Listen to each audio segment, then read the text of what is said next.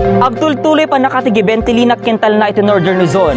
Napasingkit ang gapoy ti pa nakadestino ti tropa ti Philippine Marines dito lugar tayo. Ken syudad ti Lawag, nakaawat pa nin kadigiti na dumaduma pamadayaw. Adtoy, ti report. Approaching towards us are the mighty Marines of the 4th Marine Brigade and the MBLT-8. Naideploy iti paset na ti coastal towns ti Akimyana na paset ti Cagayan ken upat a local government units ti Ilocos Norte ti 4th Marine Brigade ken Marine Battalion Landing Team 8 ngay daulwan ni Brigadier General Vicente Mark Anthony Blanco III at tubo iti syudad ti Lawag. Nagserbi ti agarup innem atawen ijay suludag iti nasawa kami ti Philippine Marines. Akang runaan a nagapuanan da iti panakaisubli ti linak kental na iti nasao a probinsya.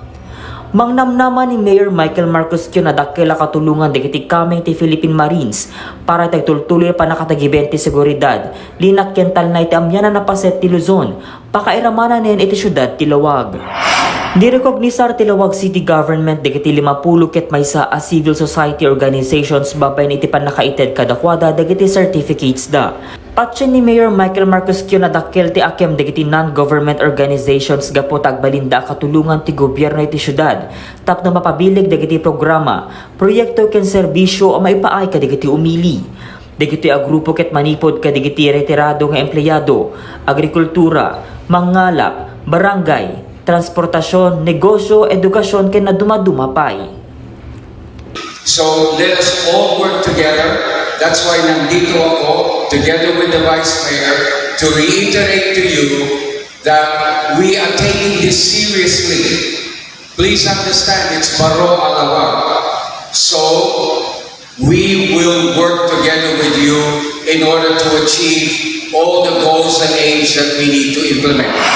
Napadayawan ti syudad ti Lawag ka second runner-up ti Model Bio-Intensive Garden Gearing to Enhance Resources iti Intero a Region 1, a programa ti Department of Social Welfare and Development Office.